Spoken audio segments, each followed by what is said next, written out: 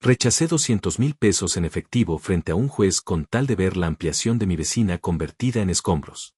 Heredé la casa de mis abuelos a los 22 años. Era una propiedad antigua, pero con un terreno enorme en una de las zonas coloniales más tradicionales de la ciudad. Para mí no solo representaba un valor económico, era el santuario donde crecí y al que le tenía un apego emocional gigante. Sin embargo, justo 6 meses después de terminar los trámites de escrituración, me salió una oportunidad de proyecto profesional en otro estado que me obligaba a mudarme temporalmente por 2 años enteros. No quería rentar la casa porque me daba pánico que inquilinos extraños maltrataran los acabados de madera de mis abuelos, así que decidí dejarla completamente cerrada, le instalé candados de alta seguridad a las rejas y contraté a un muchacho de confianza de la calle de atrás para que fuera una vez por semana a barrer la banqueta, podar el pasto y verificar que todo estuviera en orden. Al lado de mi terreno vivía la señora Patricia, una mujer de unos 50 y tantos años conocida en toda la manzana por ser sumamente conflictiva, soberbia y por gritar a los 4 vientos que su hijo mayor trabajaba como supervisor administrativo en las oficinas del municipio. Desde el día del funeral de mis abuelos, Patricia me agarró un coraje gratuito porque, según su visión del mundo, un muchacho tan joven no merecía tener un patio tan grande únicamente juntando polvo. Durante el primer año de mi ausencia todo marchó con una tranquilidad absoluta. El muchacho del mantenimiento me mandaba fotos por WhatsApp cada domingo y los candados seguían intactos. El infierno detonó en el mes 14. El muchacho me mandó un audio urgente diciéndome que la vecina Patricia había metido una cuadrilla de albañiles y que desde temprano se escuchaba ruido de rotomartillos y vaciado de cemento. Como el ruido venía del interior de su barda, supuse que la señora simplemente estaba remodelando su cocina o cambiando el piso de su sala. ¡Qué iluso fui! Pasaron 4 meses más de absoluto silencio hasta que por fin me dieron un fin de semana largo en el trabajo, así que decidí manejar de madrugada para llegar a mi casa el domingo por la mañana, desayunar tranquilo y revisar mis cosas. Abrí el candado principal, metí mi carro a la cochera, caminé por el pasillo lateral hacia el jardín trasero, y me quedé completamente congelado. El cerebro no me daba para procesar lo que estaban viendo mis ojos. La barda divisoria de 3 metros de altura que separaba ambas propiedades había desaparecido por completo.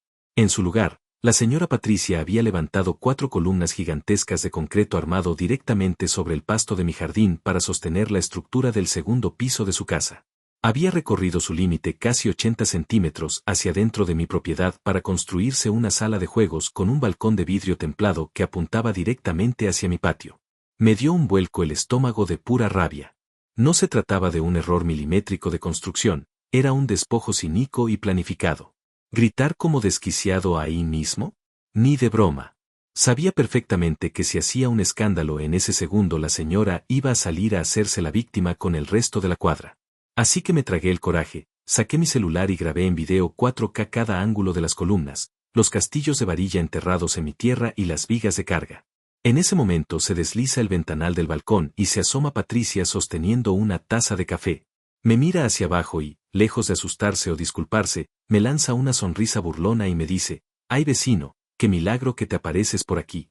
Qué bueno que llegas para platicar.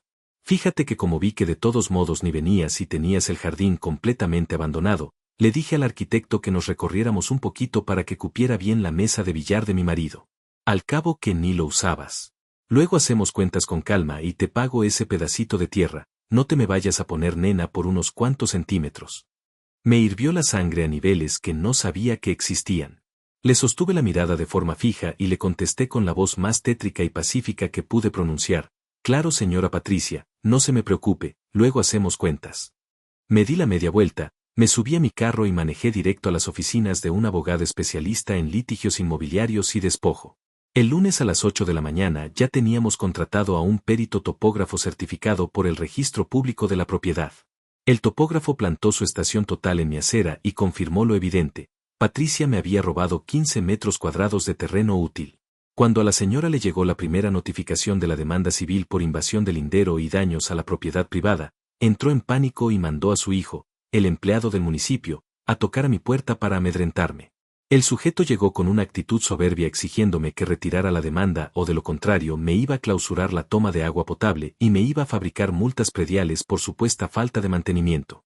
Mi abogado, que estaba sentado conmigo en la sala revisando expedientes, activó la grabadora de su teléfono, capturó cada amenaza y le advirtió al hijo que si no abandonaba mi propiedad en ese milisegundo, iba a presentar una denuncia formal por tráfico de influencias, extorsión y abuso de autoridad ante la Fiscalía Anticorrupción del Estado. El tipo palideció, dio 2 pasos hacia atrás y jamás volvió a pararse por mi banqueta. El juicio civil se convirtió en un martirio de 8 meses. Durante todo ese trayecto Patricia intentó cualquier juego sucio, presentó 2 testigos falsos afirmando que mi abuelo, antes de morir, le había cedido de palabra esa franja de tierra. Después intentó alegar derecho de prescripción y posesión, argumentando que ella le daba mantenimiento a ese pedazo de pasto. Mentira que se desmoronó en 30 segundos cuando exhibí ante el magistrado los recibos de transferencia bancaria semanales y la declaración jurada del muchacho que yo contrataba. En la audiencia definitiva, el juez analizó los dictámenes periciales y las escrituras primordiales de la colonia. El veredicto fue absoluto: invasión dolosa de mala fe. El Código Civil en estos escenarios es poesía pura porque dicta que la persona que edifica en suelo ajeno actuando de mala fe pierde el derecho de reclamar el valor de lo construido. El juez me miró fijamente y me puso 2 opciones legales sobre el escritorio. La primera era obligar a Patricia a comprarme esos 15 metros cuadrados al precio comercial que yo fijara de manera completamente arbitraria. La segunda opción era dictar una orden de demolición inmediata de toda la obra negra que invadía mi lindero, costeada al 100% por la demandada para devolver el suelo exactamente al estado en el que se encontraba antes del despojo. El abogado de Patricia se puso de pie casi implorando, ofreciéndome 200,000 pesos en transferencia inmediata en ese escritorio con tal de no destruir un segundo piso que les había costado más de 150,000 pesos levantar. Yo volteé a ver a Patricia, recordé su sonrisa soberbia desde lo alto del balcón diciéndome que no me pusiera nena, y le respondí al juez: Su señoría, solicito la demolición total del inmueble invasor. La sala se hundió en un silencio de tumba.